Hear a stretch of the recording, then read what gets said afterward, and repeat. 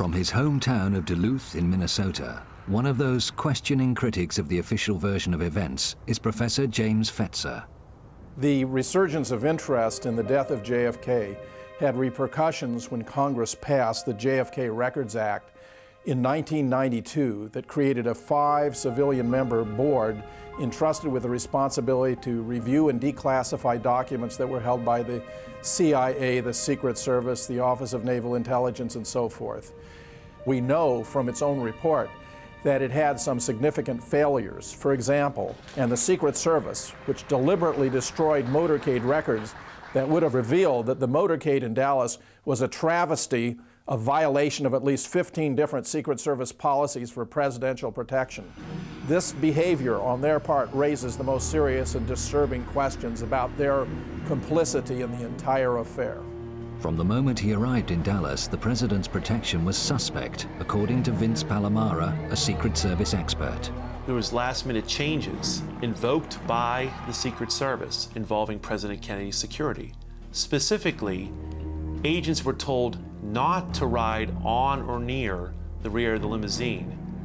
Now, these orders were funneled from the Assistant Special Agent in charge of the White House detail, who was the planner of the Texas trip, Floyd Boring, to one of his assistants, a shift leader by the name of Emory Roberts, who was in charge of the follow-up car. You can see an agent, Henry Ribka, doing his normal duty, jogging beside the limousine, when in the follow-up car, you can see Emory Roberts stand up and wave him back, and you can see a very perplexed Agent Ribka waving his arms in the air several times in seeming disgust. There was another last-minute change made at Love Field, invoked by the Secret Service. The Dallas Police Department motorcycle outriders were told not to be beside the car. It went from 4 to 6 down to a measly 2 riders on each side, and to add insult to injury, they were pushed further back in the motorcade by those agents not being by the car, by those motorcycle officers not being in their position. It opened up President Kennedy to a field of fire from in front and from the rear. In the months before the trip to Texas, there had been a growing number of threats against the president's life. Despite the increase in conspiratorial activity in the month of November 1963, in the apparent red alert the Secret Service appears to be under in response to this activity, the agency acts in the opposite fashion and actually reduces the security and acts like no threats on the president's life are occurring. Why? Uniquely on that day in Dallas, the press, the camera crews, Kennedy's military aide, who would normally sit in the front of the president's car, and even his personal physician were all relegated to the rear of the motorcade by the Secret Service. In a conventional motorcade, the president would be somewhere in the middle, surrounded by security and the press. In this case, the presidential limousine was set right out in front of every other limousine, which of course is the reason why the Secret Service destroyed the records of its own motorcades when they were asked for them by the Assassination Records Review Board. The most suspicious behavior by shift leader Emory Roberts was to be at the time of the shooting in Dealey Plaza. Tragically, he actually ordered the agents not to move during the heart of the shooting. Agent Sam Kinney, who drove the follow-up car, admitted as much to me and told me, quote, exactly right, end quote. And all these deficiencies begin and end with the Secret Service, because they were the prime movers. They were the ones who were directing the security arrangements from Washington up to and including in the heart of Dallas during security meetings. They were the ones that gave out assignments, vetoed or approved of security arrangements, so the buck stops with them. At Parkland Hospital after the president's death, the media were reporting that the fatal shots had come from in front of the presidential car. A press conference was conducted by Acting Press Secretary Malcolm Kilduff at 1:30 after the president had been pronounced dead at 1 o'clock. Malcolm Kilduff explained that it had been a simple matter of a bullet right through the head while pointing to his right temple and attributing that finding to Admiral George Berkeley, who was the president's personal physician. This wound to the right temple and another wound to the throat, 3 different times described as a wound of entry, were widely broadcast on radio and television that afternoon. They were quickly suppressed because, of course, they contradicted the official government account, which was that 3 shots had been fired, all of them from above and behind. Connie Kritzberg was a reporter for the Dallas Times-Herald on November 22, 1963. A couple of hours after the assassination, she did a phone interview with two of the principal doctors who had tended Kennedy. I talked to Dr. Kim Clark, who was head of neurosurgery at Parkland Hospital, and Dr. Malcolm Perry. So I asked, how many wounds were there in the president? And I was told Dr. Kim Clark said there was a gaping wound in the back of the head. And Dr. Perry said the wound I was working on was an entrance wound in the neck. And I asked him where it was located. I asked him, was it below the Adam's apple? He said, yes, it was in the midline, in the front of the neck, below the Adam's apple. And he said 3 times that it was an entrance wound from the front. And so I wrote a very simple story, only about 12 inches long as we measured stories, and turned it in. The next morning, Connie found the story she filed had changed. I found in the story, in about the 3rd paragraph, there had been a very unprofessional sentence inserted. It said, a doctor admitted there was possibly 1 wound. So I was very upset. I called the city desk and I talked to one of the assistant city editors whom I respected quite a bit, and I said, who changed my story? Who put in that sentence? And he immediately knew what I was talking about. He said, the FBI. A story couldn't be printed that there was more than 1 shot and that 1 came from the front. It had to be altered, no matter how crudely, to conform to the official story that there were 3 shots from 1 place, from 1 man, and it was only 1 man who committed the murder. Confirmation of what Connie was told by Dr. Perry comes from one of his colleagues who also attended the fatally wounded president at Parkland Hospital, the late Dr. Charles Crenshaw.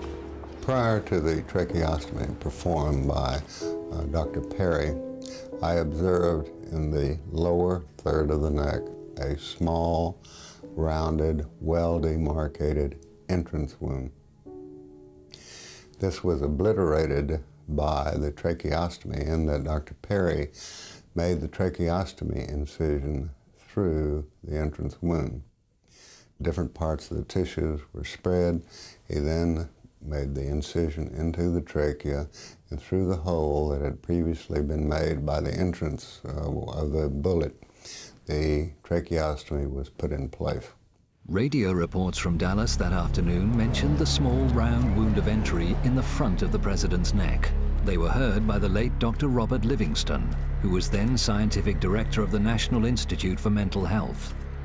The reports had been that the president had been shot from the rear, from the 6th floor of the Texas School Book Depository building.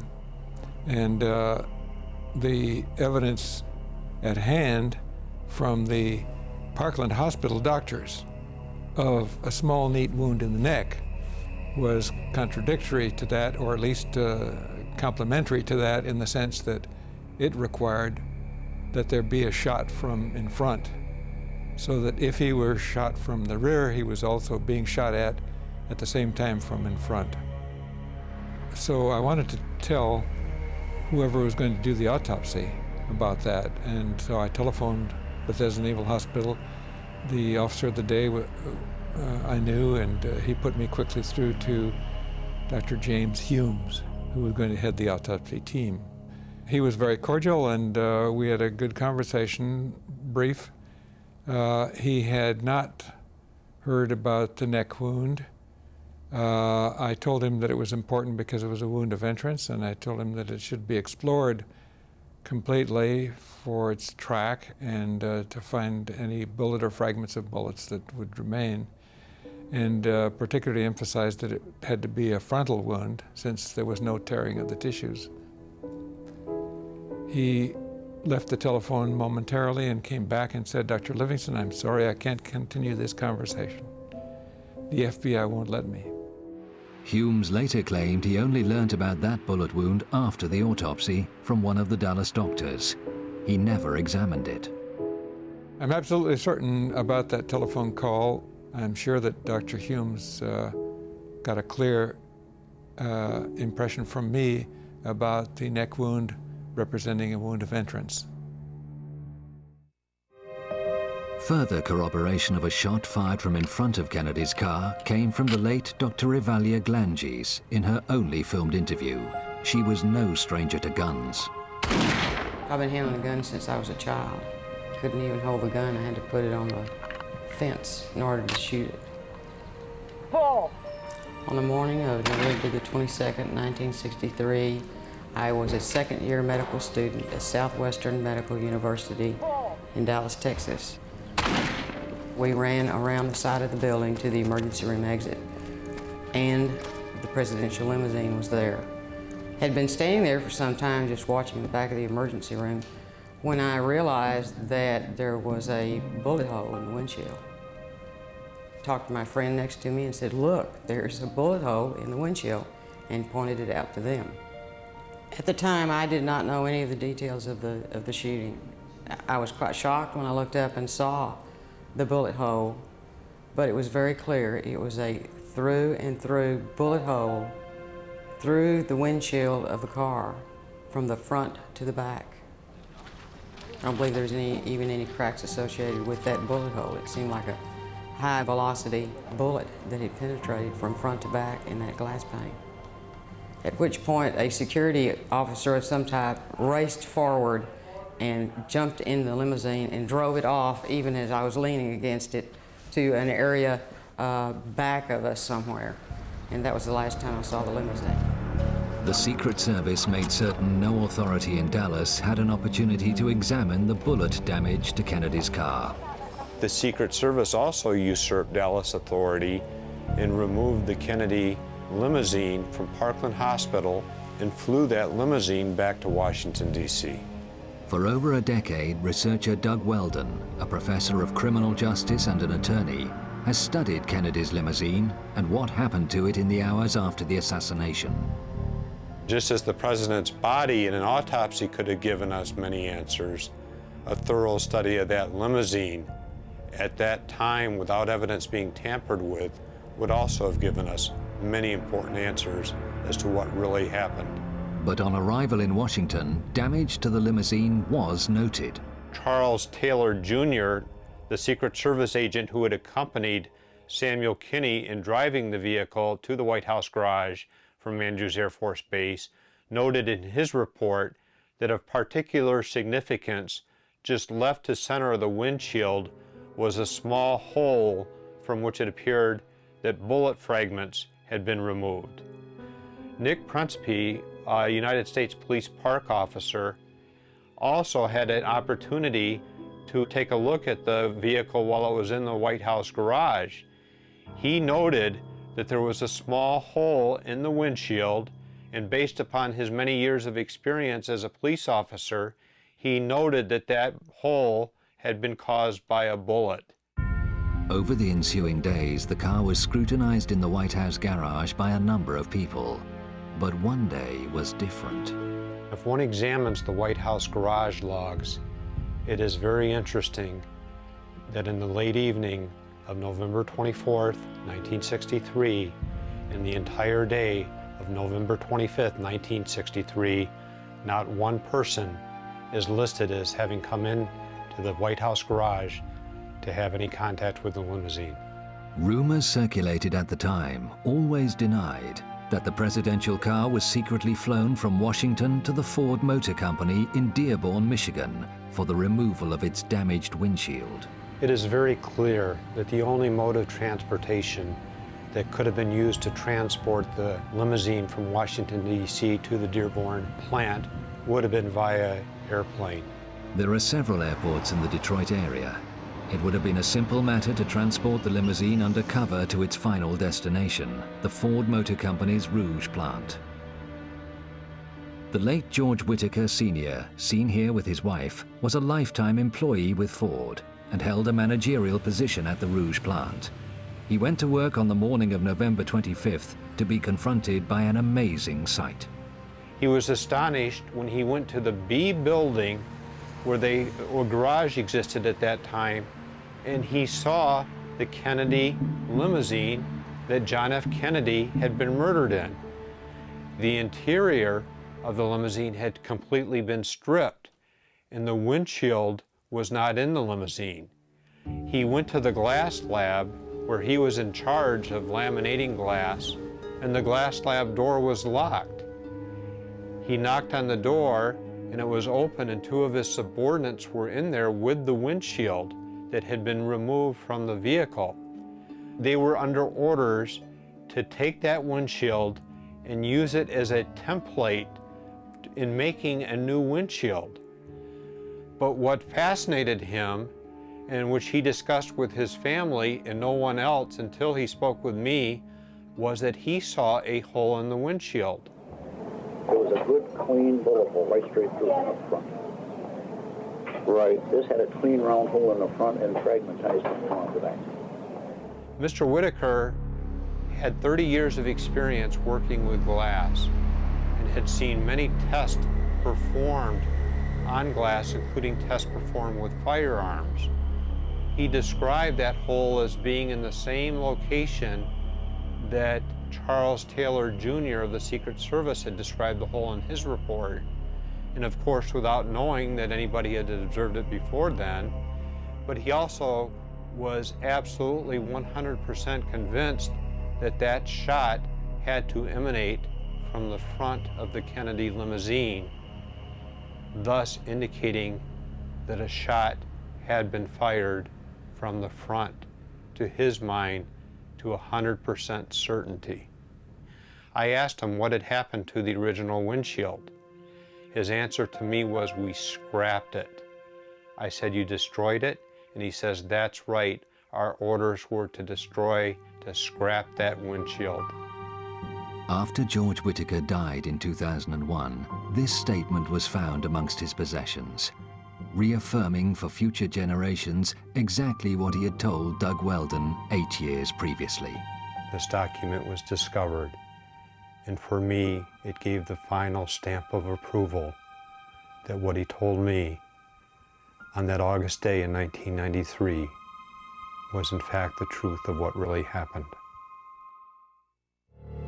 One of the assassination's most significant smoking guns, indicating both a conspiracy and a cover-up, is kept here. Kennedy's original autopsy photographs, taken at Bethesda Hospital on the night of his death, have always been used to support the lone gunman theory. I've looked at these autopsy photographs at the National Archives on many occasions now. I've actually been there on 9 separate visits. When the photographs of the back of the head at the autopsy were shown to 16 Parkland doctors, all 16 said they did not recognize that photograph as what they had seen in the emergency room at Parkland Hospital. How many people did recognize it? 0. When I went to the archives to look at these photographs of the back of the head, there's a pair of photographs, so I used the stereo viewer. And what I saw was really quite shocking. This whole area of hair on the back of the head, with the hair standing up, looked as if it had been glued in one particular plane in space. It was 2-dimensional, whereas the rest of the photograph is 3-dimensional. And the 3D effect occurs for virtually all the other pairs of photographs, so this was unique. The back of the head, this area, and the hair sticking up here looked as though it was simply 2-dimensional, as if it had been glued into one position in space in one plane. It was the most bizarre. What does that mean? Photographic forgery. We get a 3D effect for all the image except for the place where it's exactly the same because it's been dubbed in. So they took out basically the part where the hole was, and instead they used a soft matte insert to put in the same image on each of these photos of the back of the head so that it would look like there was no damage back here. If there's a big hole at the right rear of the head, that means a shot from the front. That can't be Oswald. So the conspirators were hard-pressed at this point. They had to get rid of that big hole at the back of the head, or it would have clearly shown shots from the front and no possibility of a lone gunman. Remarkable testimony regarding the autopsy photographs comes for the first time from veteran World War II photographer Joe O'Donnell. He worked for the State Department and then the U.S. Information Agency for a total of 23 years, serving with distinction under 6 presidents. He was devastated by Kennedy's death. He was a fine man, he really was. And I hate to say it, but I really loved him. I really did. Wonderful person. A close colleague of Joe's for many years was the late Robert Knudsen, a Navy photographer who was permanently attached to the White House. He didn't have many friends, not in the press. They were envious of him. But he was a very nice fellow. We always got along great. On the night of Kennedy's assassination, Robert Knudsen never came home. He returned to his family 3 days later, deeply disturbed.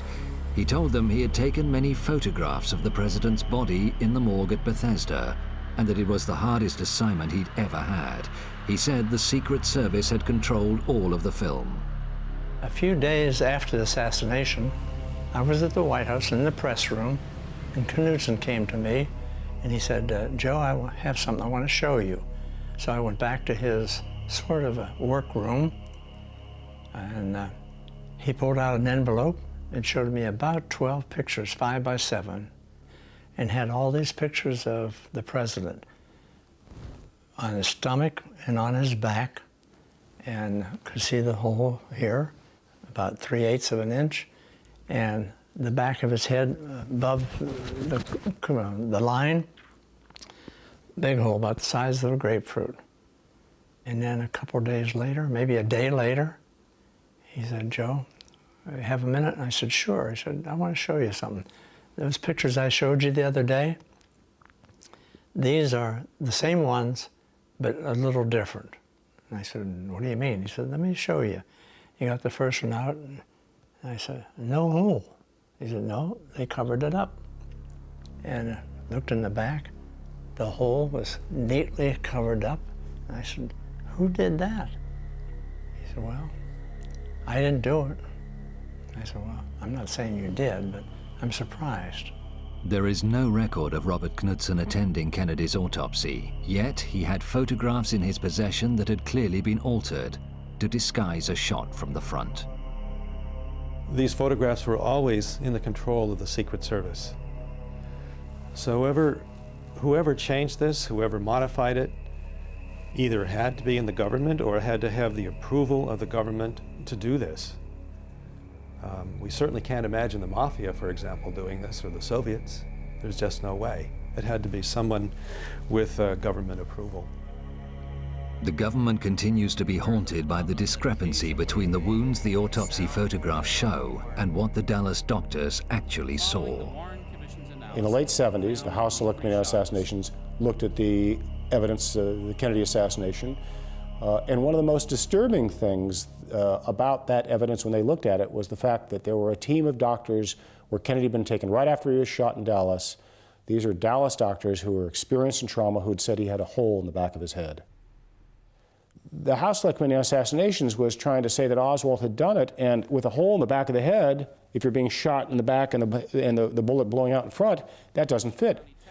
So the House Select Committee reported that it had refuted the Dallas doctors. The Dallas doctors had all got it wrong because they had better witnesses. Their witnesses were the witnesses that were there in the morgue during the autopsy. And they said that 26 witnesses that they'd interviewed all endorsed the autopsy photographs showing the head wound up here. None of them agreed that there was a wound back here. There is no medical evidence that President Kennedy was hit from the front and to the right. But they didn't let us see the interviews. They didn't let us see the documents that these people had prepared. In fact, they were scheduled to have been suppressed until 2028. When the documents tumbled out in the mid-1990s, lo and behold, the autopsy witnesses, who the House Select Committee had interviewed, said the same thing the Dallas doctors did. The hole in the head was back here. They drew diagrams showing a hole in the head back here or back here, and it became very apparent that the House Select Committee had just interviewed these people, suppressed their testimonies, and then misrepresented them in their report.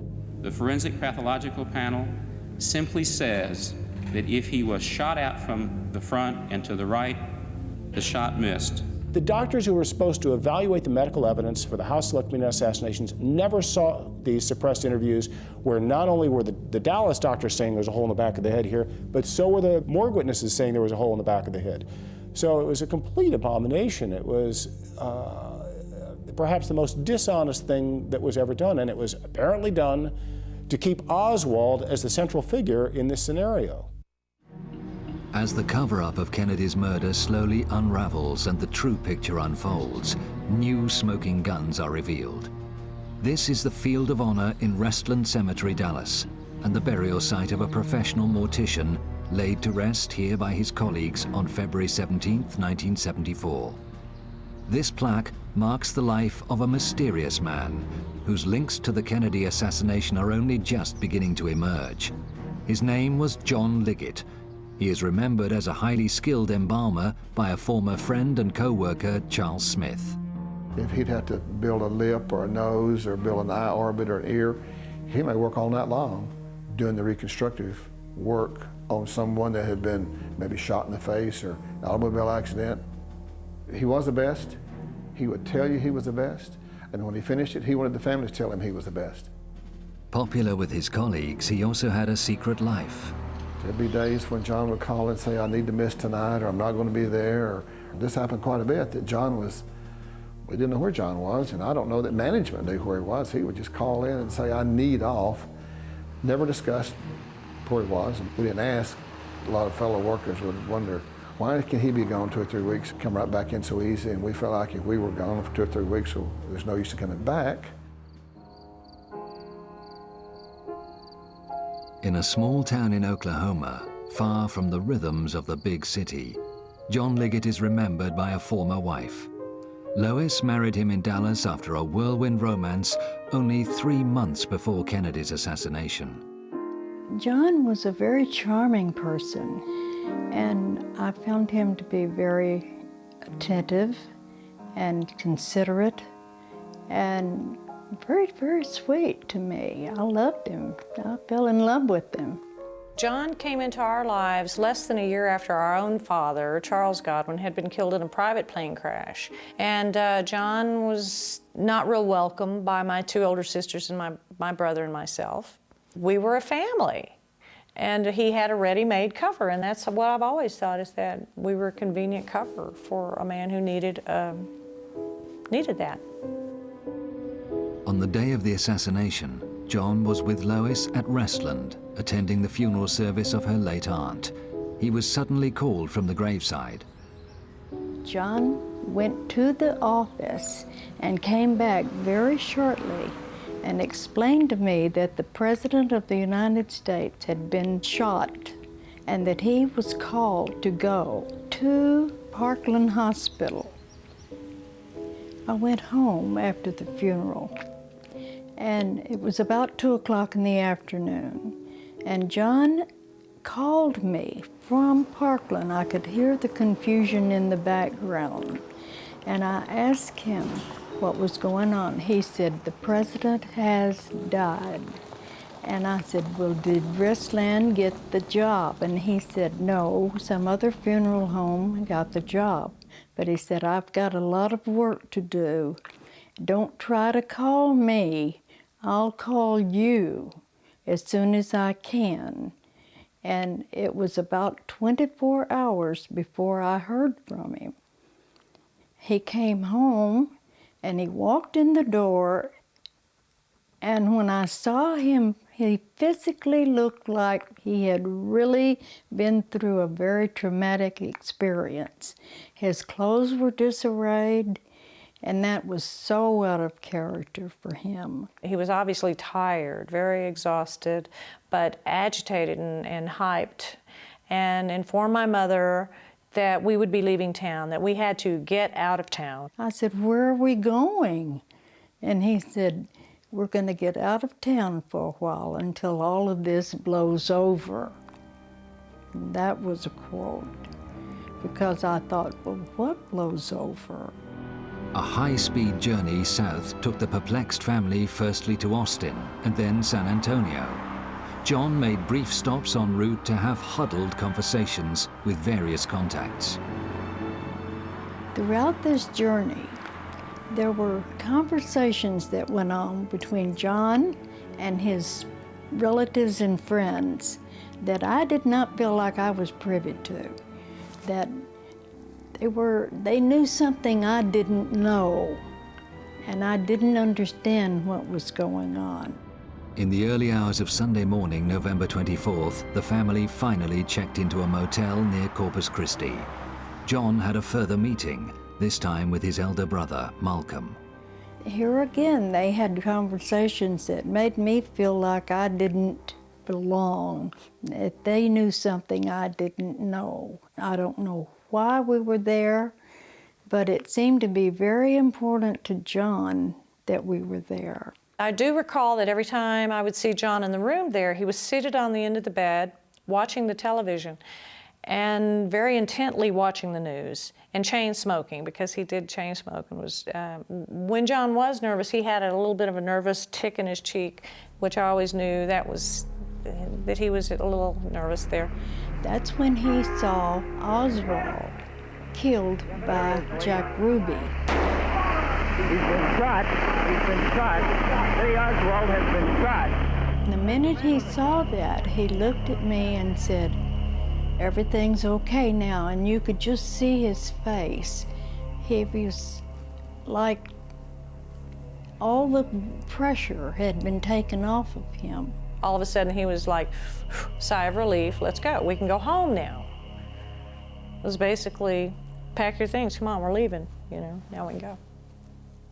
We went back to Dallas, and everything went back to normal as everything could be under those conditions of the president's death.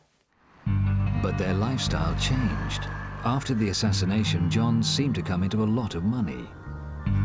The family moved into a luxury home, and Liggett became a big-time gambler, hosting some of the wildest poker parties in Dallas.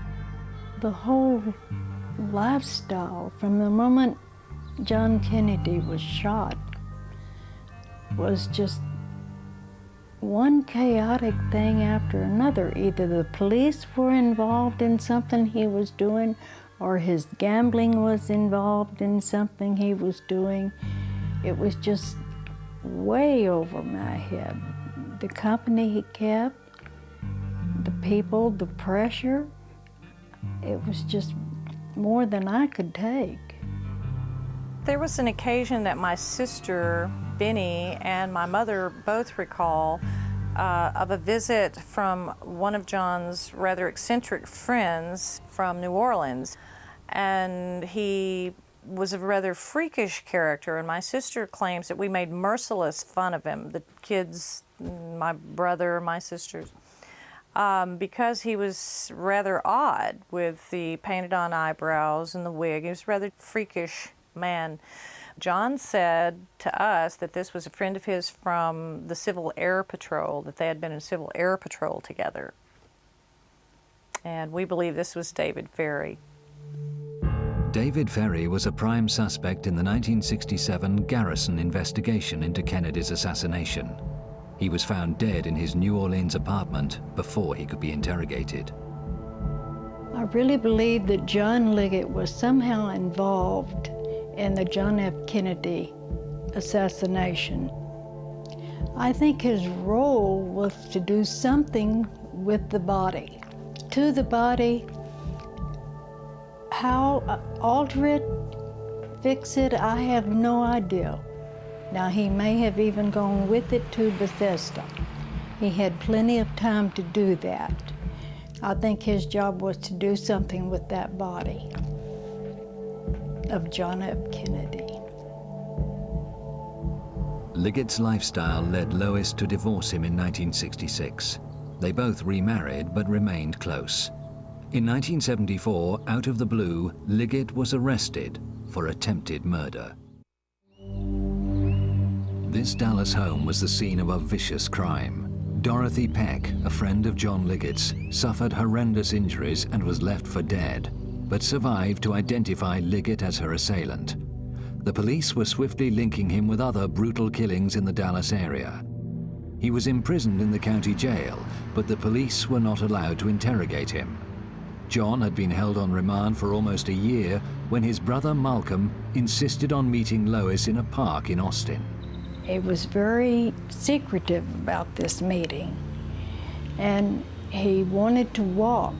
He wouldn't talk to me in my car. And he told me at that time not to have any further contact with John, that it would be in my best interest not to. In fact, he said, if you care anything at all about your children or yourself, you will not see him or correspond with him anymore. And I think that Malcolm felt that if I talked to John, John would tell me something that either Malcolm or someone Malcolm knows didn't want John to tell me. And I really believed that. I was so frightened by this action that I moved to Lubbock, Texas. And a few weeks later, I had a phone call from a friend there who told me that John had been shot in the back and was dead. On the morning of February the 14th, 1975, Liggett was being transferred with other prisoners from the courthouse in downtown Dallas to the nearby county jail. The police vehicle had entered the garage when Liggett, using a hidden key, slipped out of his handcuffs and made a bid for freedom. A single shot in the back, fired by a sheriff's deputy, killed him instantly. I feel like Malcolm knew that there was something that was going to happen. I feel that he knew more than he was saying to me. And it frightened me for myself and for my children. But the mysteries do not end with Liggett's death. In 1992, Deborah, for the first time, met Leona, John's wife at the time he died. Although reluctant to talk, Leona recounted a visit to Restland to view Liggett's body prior to burial. She came out from East Texas to Dallas, and she was shocked and surprised because to her, this was not John. It wasn't John there. She said that the person that was in the casket that she was shown had a mustache, and this to her was also an indication this was not John, and I too would have to think not, because John never, as long as I'd known him for the many, many years, could even grow a mustache. I did get the distinct impression that Leona was very nervous, even at that time in 1992, to speak with me about the details of John's death and her suspicions that it was not John that was buried there, and probably rightly so. I think I would be very nervous to know that as well, and I think I am. John's brother Malcolm handled the funeral that took place 3 days after the shooting. John's former colleague Charles Smith was there. There's no doubt the person that we handled the funeral for, the person that we embalmed, the person that I helped dress and we put in a casket and handled the funeral service for, that was John Melvin Liggett. That was a John Liggett that we knew for several years prior to this incident happening. But the story does not end there. After his divorce from Lois, John worked in Las Vegas for 3 years as a dealer. He had close contacts there. Recently, Lois was on vacation in Vegas with her grandchildren when she had the most extraordinary experience. We were in a casino, and I saw someone that looked exactly like John Liggett. And he turned around and looked at me and heard me call one of my grandchildren's names. And when I did, he looked at her, and he looked back toward one of the people that worked with him, turning his back to me, and said something to him about me because he pointed back of himself toward me. But we didn't stay around to find out if that was John or not. I was pretty shaken by it. I really felt like from the back of his head, and when he turned around and faced me, I thought it was John Liggett. So it wouldn't surprise me a bit in the world if he were in Vegas. In fact, that's the most logical place I can think of that he would be. Lois and Deborah's suspicions about John Liggett's ties to the assassination are reinforced by a photograph that has emerged in recent times. It was taken at Jack Ruby's Dallas nightclub, The Carousel, prior to the assassination and Ruby's shooting of Oswald. Obviously, one would recognize Jack Ruby. Immediately to his right is John Liggett's brother, Malcolm Liggett. His wife, Suzanne, the blonde, to his right. We met her several occasions that she was at our home. The last I recall seeing Malcolm Liggett was at my mother's residence in Dallas, and this was at the time that John was still in jail in Dallas. The woman with the dark hair and the black dress in the center of the photograph is Iris Campbell. Not at the time of this photograph, but years later, my mother met Iris when they were living in West Texas, out in Lubbock. My mother was a member of the Episcopal Church, St. Paul's, there in Lubbock, and Iris came in one day and had expressed an interest in becoming an Episcopalian and joining the church. And she and my mother became very dear friends, and later also became my daughter's godmother. For a few years there, she was in and out, in close contact with my mother, came and visited frequently, and then disappeared, basically just disappeared. And I've not seen Iris Campbell, and neither has my mother, for many, many years. She just kind of faded out. Prior to seeing this photograph, I was unaware of any connection between the people that I do know and Jack Ruby. And it does put them in context then as acquaintances of Jack Ruby's. I really think that maybe John had something to do with government business. I really believe his death had something to do with the John F. Kennedy connection. What exactly, I don't know, but I believe it. Much may still remain obscure, and many questions wait an answer. But as more and more courageous Americans speak out, the smoke begins to clear, revealing the hidden truth that lies behind the assassination of President John F. Kennedy.